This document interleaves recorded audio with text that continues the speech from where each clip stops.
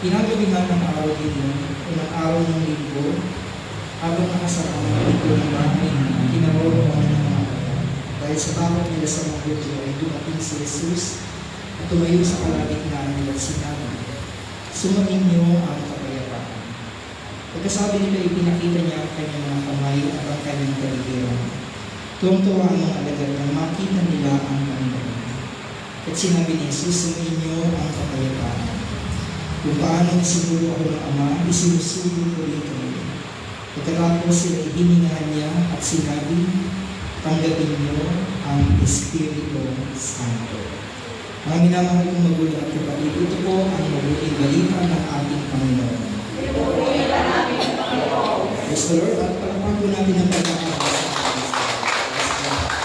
Pagkakasama sa ito, mga kapatid, magandang gabi po. Sa darating po na linggo, ay ko'y magdiriwang na Feast of the Pentecost. O ito po yung araw kung saan ay bumaba ang Espiritong Banal sa kanyang mga disipulo. Now, ang word po na Pentecost, mga kapatid, ay galing po sa Greek na salita na ibig sabihin ay 50th or ika-50. So, ito po ay natatatag sa kapistahan po ng mga Hudyo, yung tinatawag po na wheat harvest. So, ito po yung kapistahan, ika-50 araw ng paglabas nila, paglaya nila sa slavery of Egypt. So, after po ng kapistahan po ng Passover, so bibilang po ng 50 days at meron na naman silang kapistahan ipagdiriwang. Yun nga po yung harvest feast. Yung kapistahan ng pag-aani, mga kapatid. So, kung ito commemorate ito, nung harvest feast, mga kapatid, ibinigay ng Diyos ang kanyang mga kautusan na nakasulat sa tablets. Yun yung daladala ni Moises nung siya po ay bumaba sa bundok. Pagdating ng New Testament, hindi kautusan ang ibinaba ng Diyos, kundi ang kanyang mismong Espiritu. Ibinuhos niya sa mga alagad. Na ang sabi nga po doon sa ating binasa, sila ay natatakot, sila ay nagtatago at nagpupulong, mga kapatid.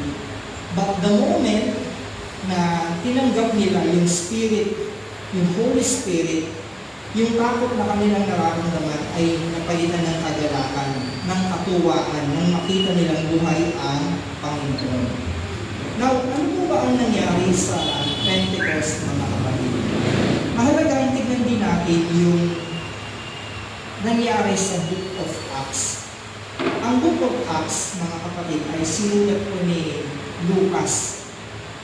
Ito po ay part 2 ng kanyang pagsusulat kasi yung Gospel of Luke, lahat ng mga written records about Jesus na pinakinggan niya mula kay Mama Mary, isinulat niya sa Gospel of Luke. So lahat yun, buhay ni Jesus, genealogy, mga himala, mga teaching, hanggang sa kanyang kamatayan at muling pagkabuhay.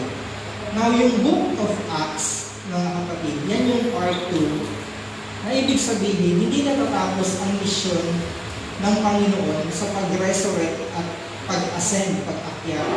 Dahil may ministry pa ang Holy Spirit sa pamamagitan ng pagkilos na sa buhay ng mga disciples. Kaya ang buong Book of Acts, makikita natin kung paano nangaral, nagpagaling, gumawa rin ng mga himala ang mga apostol. Amen? Now, sabi po dito sa first reading ng darating na linggo, Acts 2 verse 1 to 4, nagkatipon silang lahat sa isang lugar nang sumapit ang araw ng Pentecostes. Walang ano-ano ay may ingay na namula sa langit, katulad ng ubong ng malakas na hangin, at mapuno nito ang bahay na pinaroroonan nila.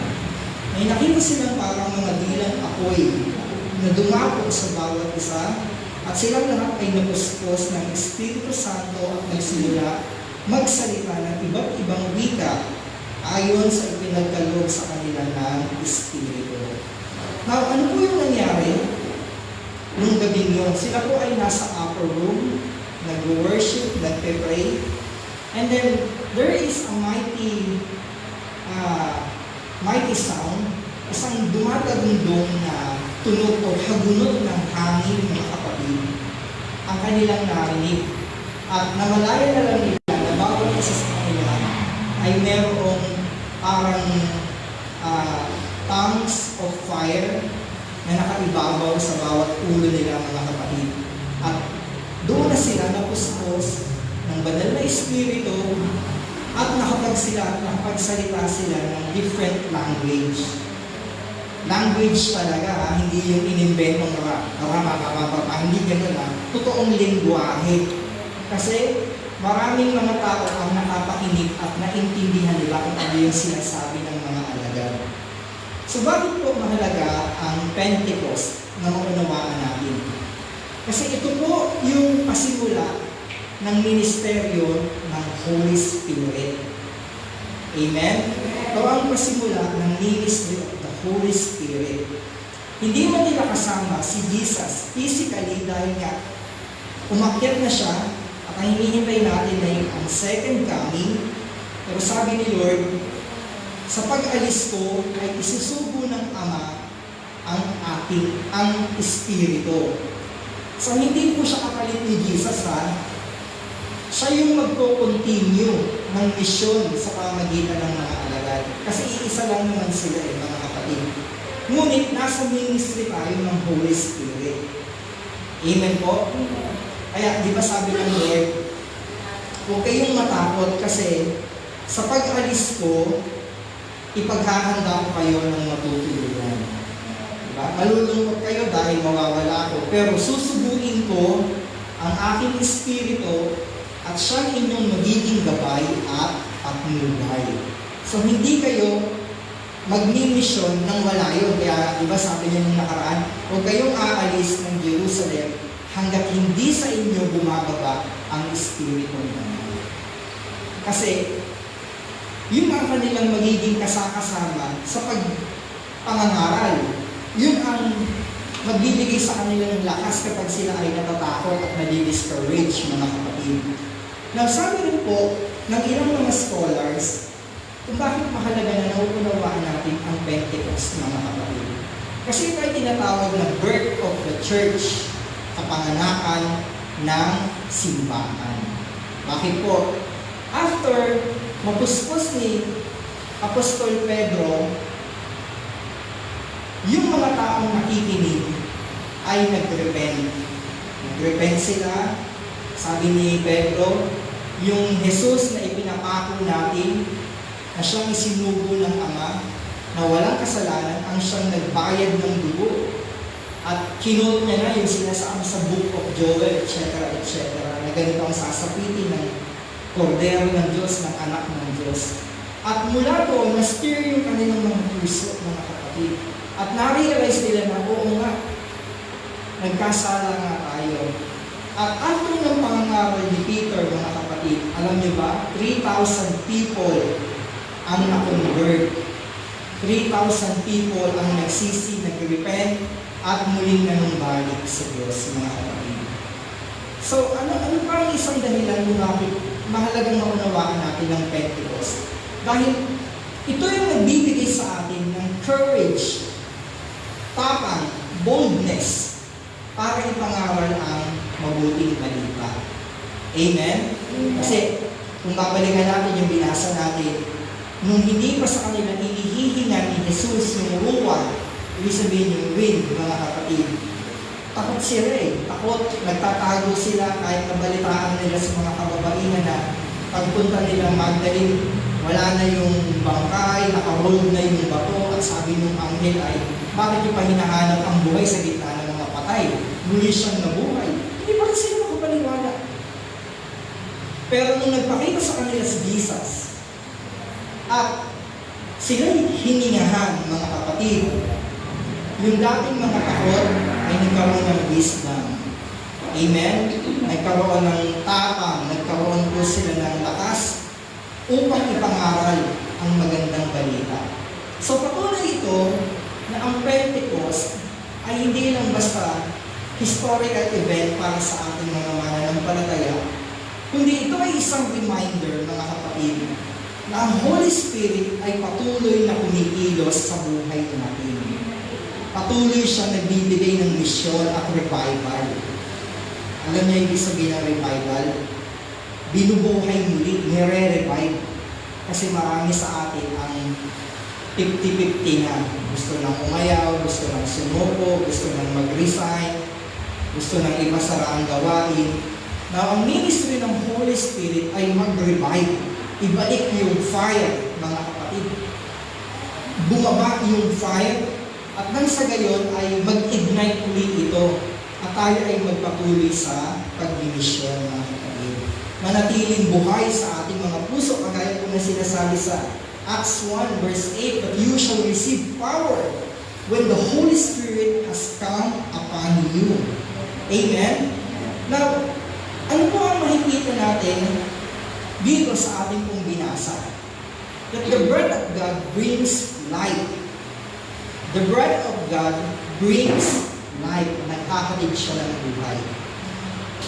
Ipinapaalala sa atin ito doon po sa Genesis chapter 3 verse 7 kung paano hiningahan ni Yahweh si Adan. Si Adam, nung kanyang create, wala pa itong buhay. From clay, pinulma niya, nakawanis niya, may kamay, may ilong, may mata, hugis tao. Pero walang buhay, mga kapatid. But the moment na si Yahweh ay huminga sa kanyang nostril, mga kapatid, doon pa lamang siya nagkaroon ng buhay. Yung hangin na yun, hindi kagaya ng hangin natin dito na na minsan maalinsangan, minsan mainit, minsan malamig, minsan mabaho. Diba? Minsan amoy pawis yung katabi mo. Hindi ganun klase ng hangin. Yung wind na ibinigay ni Jesus sa kanyang mga alagad ay yung wind na nagbibigay buhay. Kagaya kay Adan. Amen? Spirit ng Panginoon, mga kapatid. Ganon din po sa Genesis 37. Nung sinabi ng Diyos kay Propeta Ezekiel, nakikita mo ba yung mga dry bones na yan, mga kalansay na yan? Mag-prophecy ka. At nagsalita nga sa Ezekiel, alam niyo po, nung siya ay nagsalita, dumating ang hangin, ang Spirit of the Lord. At yung mga kalansay na yun ay nagkaroon ng mga litid, tinubuan ng flesh, ng ligaments. At yung mga kalansay na yun na nangalat ng puting kalansay na mga, syempre kapag dry bones na ibig sabihin, matagal nang patay yung may-ari ng buto na yun. Nasa desert yun eh. Pero dumating ang Espiritu ng Panginoon. Nagkaroon ito ng mga litid. Nagkaroon ng laman, ng ugat, ng dugo, ng flesh, mga kapatid. At ito ay bumangon at naging isang malaking tukbo, mga kapatid. So, ibig sabihin, ang Holy Spirit, ang dinadala niya sa atin ay spiritual life, mga kapatid. Kasi marami sa atin ang buhay physically, but spiritually dead. Walang gana, walang kabuhay-buhay, walang ka-purpose. Hindi niya alam kung ano bang reason, kung bakit siya isinilang sa mundo ito, para lang magtrabaho, para kutkutan, para mag-alaga ng kung sino. But the moment na dumating ang Spirit of the Lord sa iyo, nagkakaroon ka ng purpose, nagkakaroon ka ng spiritual life. Amen, mga kapatid? So, hindi lang basta buhay, kundi renewal. Naiintindihan mo ngayon kung bakit ka inilagay ng Diyos sa lugar na yan. Amen? Kaya alam nyo, without the Holy Spirit, ang Christianity, kung wala ang pagkilos ng banal na Espiritu, ay magiging ordinary religion lang din, kagaya sa iba. But because of the ministry of the Holy Spirit, nalalaman natin ngayon kung paano kumikilos ang Diyos mula noon hanggang ngayon at sa mga susunod pang generation. Amen? Alam nyo, ang cellphone, kahit gaano kaganda at ka-updated, kahit iPhone pa yan, ang pinaka-latest na iPhone na yun, Hindi ko rin alam, wala akong iPhone. Basta kahit anong ganda niyan, kung walang charger, hindi mo siya mapapakinabangan. Kasi yun ang source ng kanyang buhay. Amen? Kung walang signal, hindi mo rin mapapakinabangan kahit anong ganda ng mga apps na naka-install dyan, mga kapatid. So, ganoon po, bilang mga mananampalataya, kung wala ang Holy Spirit sa buhay natin, mapapagod lang tayo. Magsasawa tayo, manunumba tayo sa lahat ng mga ginawa natin. Pero dahil sa Holy Spirit, nagagawa natin magpatuloy sa paglilingkod. Amen? Another thing, the fire of God brings power. So bumaba yung banal na Espiritu, mga kapatid. Alam niyo po sa Bible, pag sinabing fire, ito po ay presence or power ng Diyos. Amen? Sumisimbolo po ng kanyang kabanalan, ng kanyang presensya. Anong na-meet ni Moises si Yahweh? Doon sa fire, sa burning bush, mga kapatid, at pinahubad pa sa kanya yung kanyang sandalias. Dahil ang lugar na yon ay banal. Amen? Ano ang nag-guide sa mga Israelites, sa mga Hebrew people, habang sila naglalakad doon sa wilderness? Pillar of fire. Paggabi, meron silang liwanag na tumatanglaw sa kanila, yung haliding apoy, mga kapatid. Pero alam niyo po, sa Pentecost, ang apoy hindi po bumaba sa bundok kagaya sa Old Testament. Merong isang pangyayari na yung presence ng Diyos ay bumaba sa isang bundok. Alam niyo, yung bundok na yun hanggang ngayon, nandito pa kaya. Yung tuktok niya, sunog. Pero yung sa baba niya, normal, medyo may greenish, may brownish.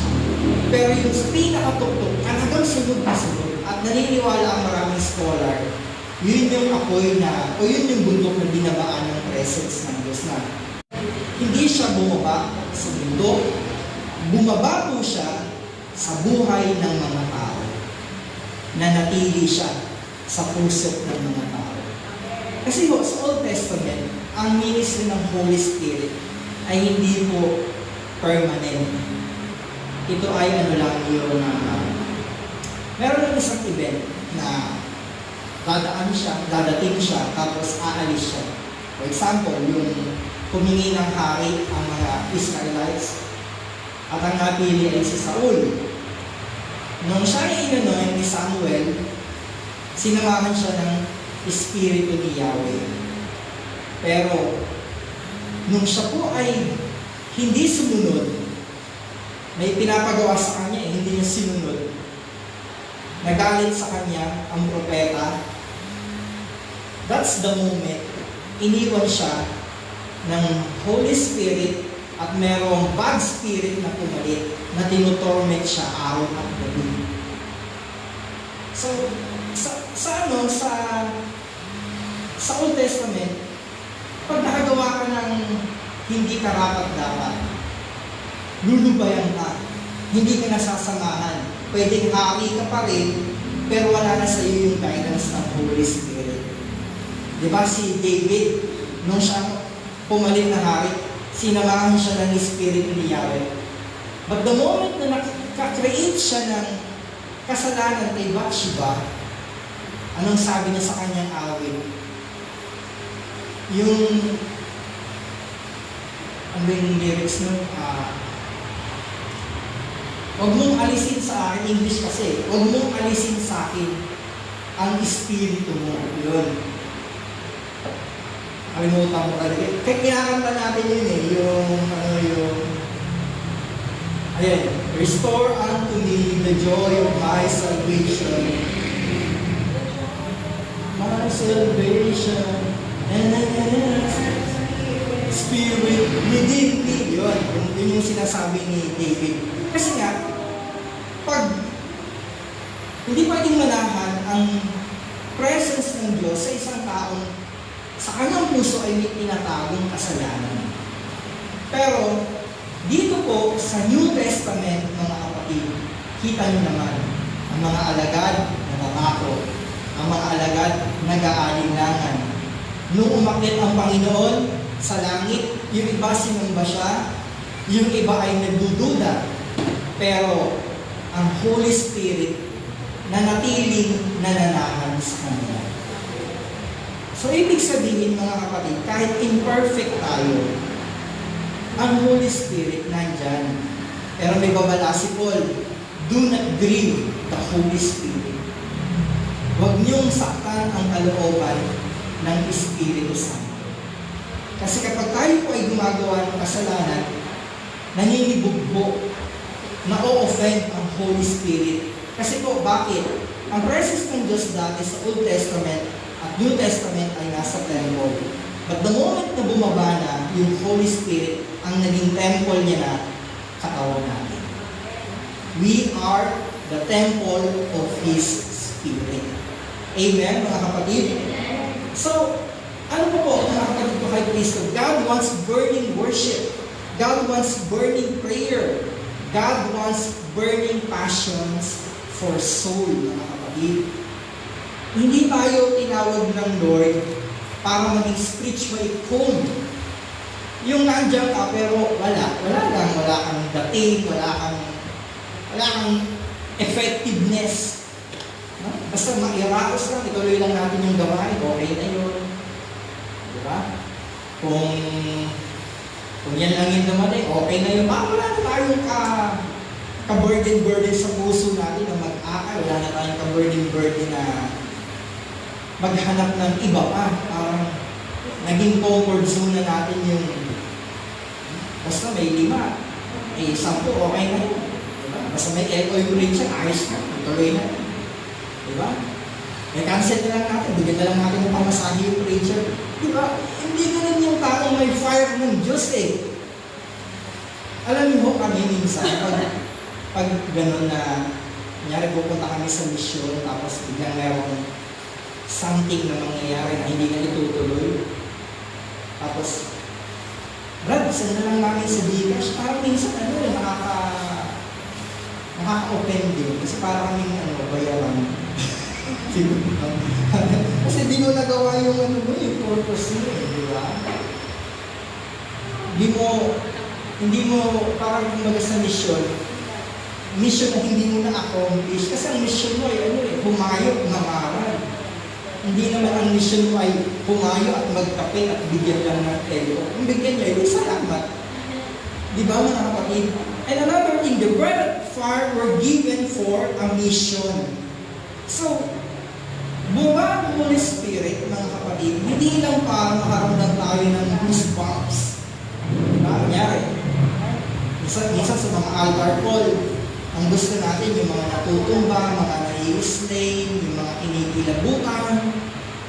Diba? Gusto ng marami yan, yung mga kapatid. Pero, alam niyo, ang purpose kung bakit bumaba ang Spirit of the Lord? So that the gospel would reach nation. Para abutin ang lahat ng bansa. Diba sabi ng Lord, hindi lang sa Jerusalem, hindi lang sa Judea na kaibigan niyo, kundi pati sa Samaria, nakaaway din niyo, at sa buong panig ng daigdig. So bakit po? Because the Holy Spirit empowers us to preach, to serve, to forgive, and to make disciples.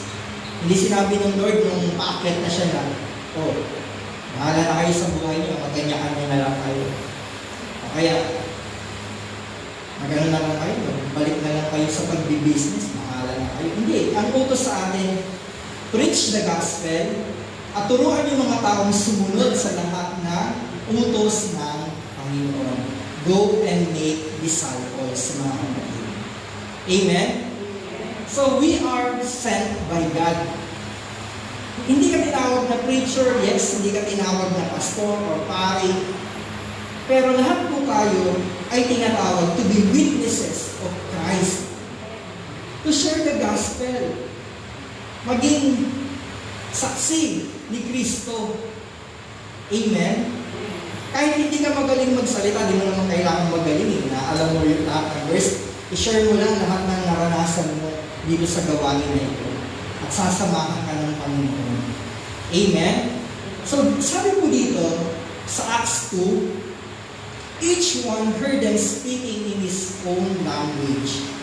So, nung sila po ay napuspos ng banal na Espiritu, nagawa nilang makapagsalita sa iba't ibang lingwahe, iba't ibang wika. Sabi doon, may mga taga-Parsha, Media, Egypt, Rome, Arabia, Asia, Pamphylia, etc. mga kapatid.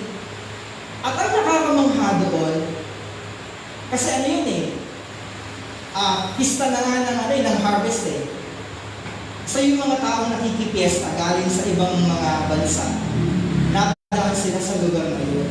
At narinig nila na nakakapagsalita itong mga Galilean ito sa kanilang sariling wika. Basahin ko lang po ang mga kapatid. Acts chapter 2,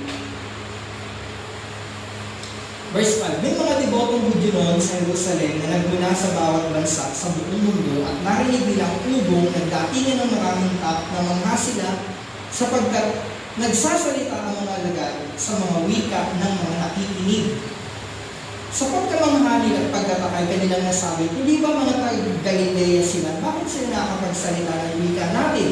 May mga taga-Parsha, Media, Elam, Mesopotamia, Judea, Cappadocia, Ponto at Asia.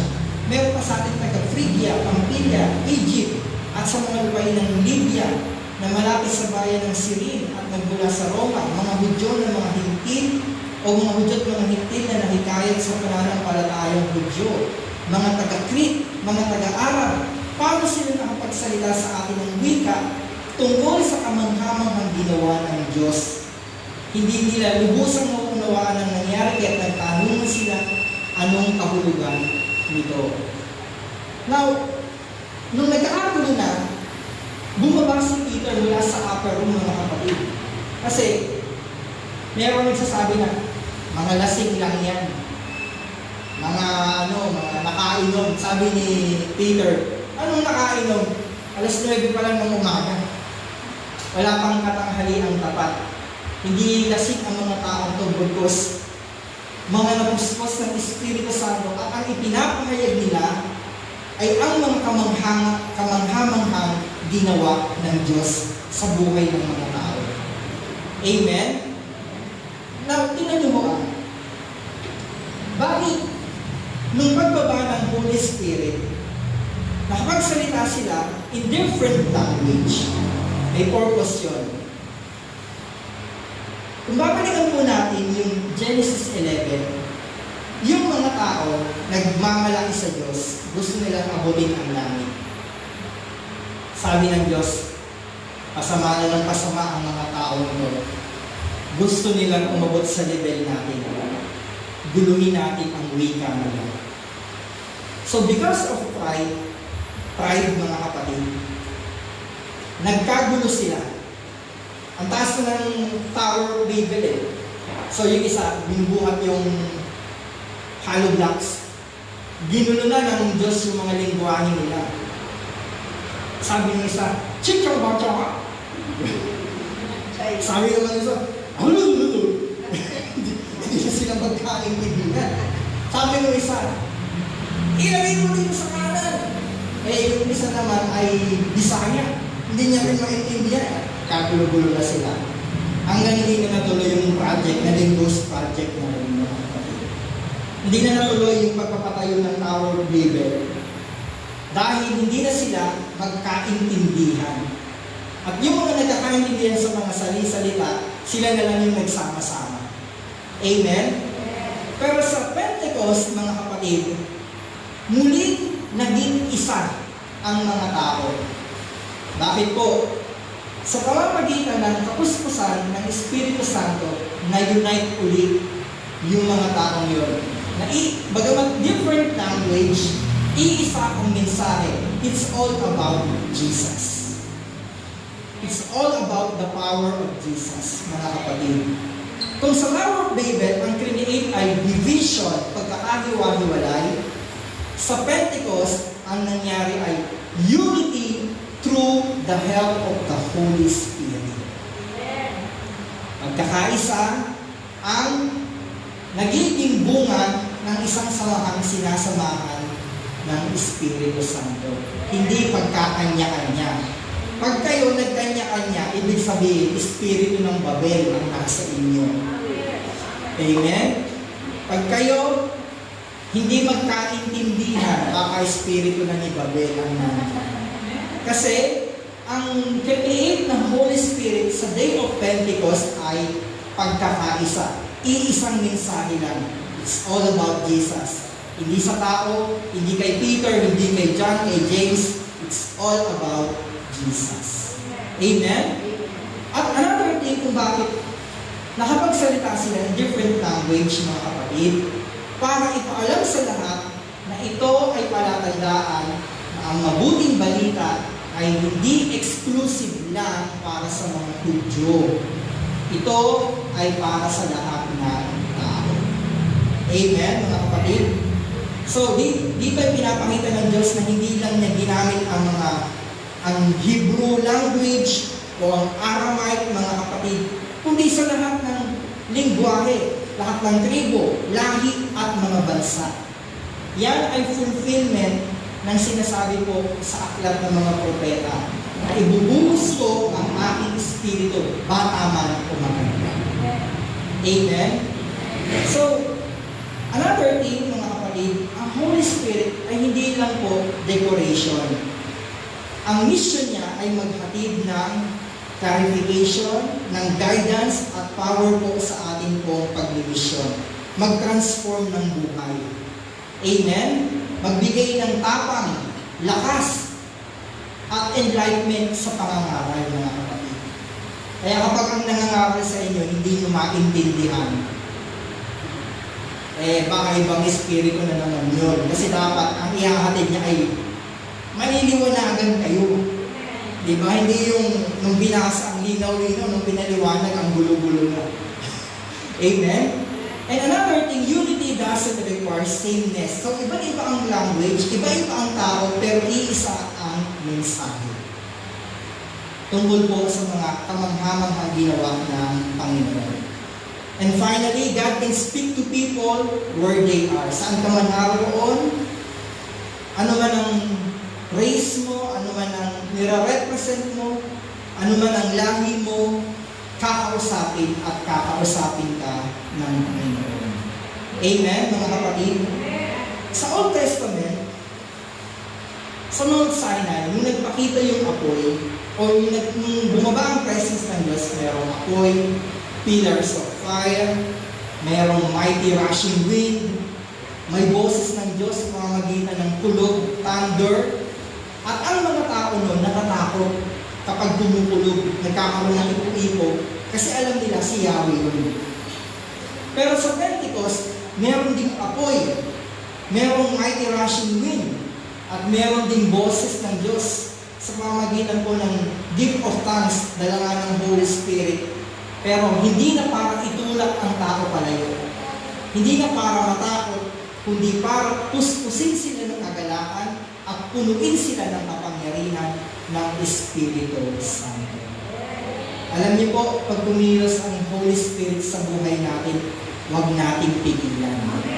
Huwag nating pigilan, mga kapatid. Kasi po, pag inanyayahan natin siyang gumalaw sa ating buhay, hindi lang ruwa ang darating sa atin, kundi yung fire, mga kapatid, upang tayo po ay patuloy na makapaglingkod sa kanyang ugasan. Amen? Tayo po ay magsitayo at sa gabi ito minsan pa ay anyayahan natin ang pagkilos ng Espiritu Banal sa buhay natin. Ginagalang na namin banal na Espiritu. Breathe on us again, O Lord, and revive our dying heart. Remove the fear. Alisin niyo po ang mga panlalamig na spiritual weaknesses natin. And above witnesses for your glory. At punuin niyo po ang ng kapangyarihan at ng pag-ibig para sa aming kapwa na sila ay abutin. Hallelujah. Ginagalang kita, banal na Espiritu.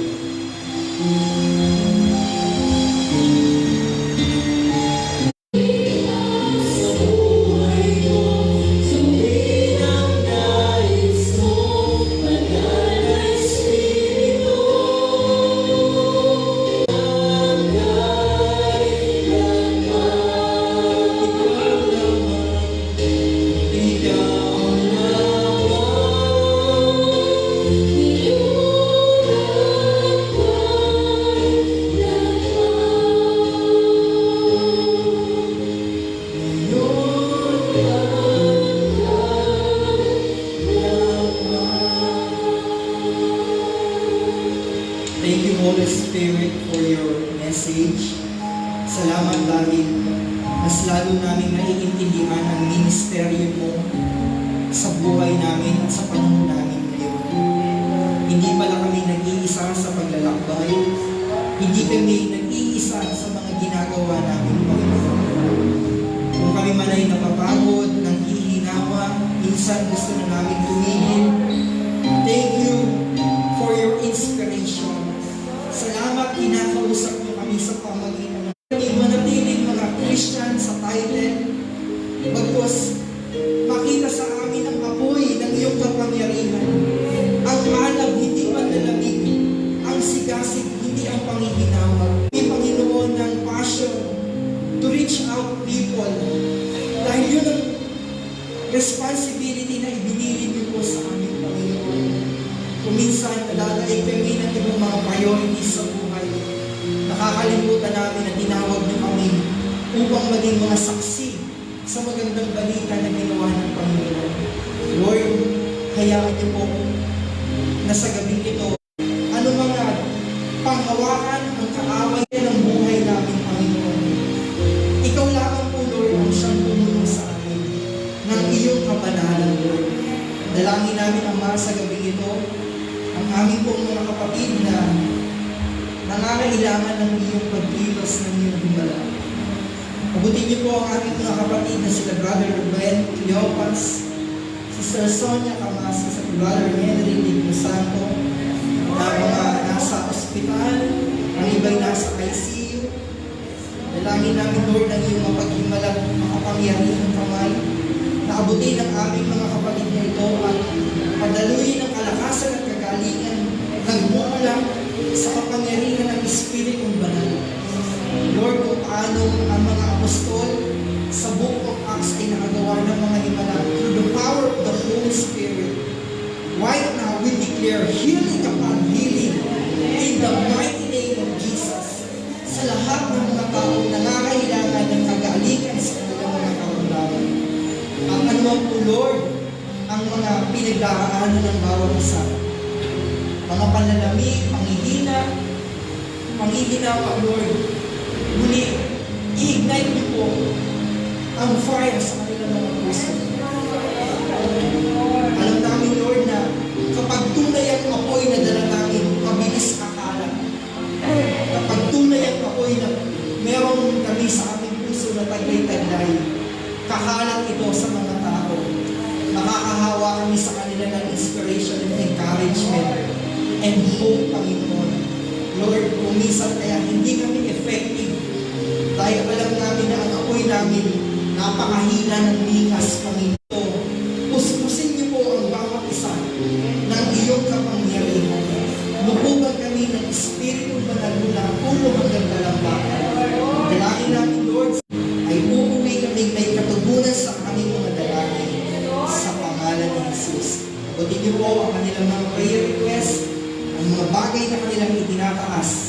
Pagpalain, Panginoon, ang tubig, langis, sinumang makainom at mapahiran, anumang sakit o karamdaman ay maging instrumento ito ng iyong kagalingan. Bless din ang mga choir at manunugtog, pati na ang core group at mga workers, Panginoon, lahat ng kanilang pagsisikap para sa gawain ito, ibalik niyo sa kanila ng higit pa sa kanilang mga tinaasan. Palain niyo rin po ang kanilang mga tahanan na iniwan, sandali, ilayo sa lahat ng mga kapahamakan, Panginoon. Palaging samahan ng iyong divine protection. At gayon po ang mga mahal nila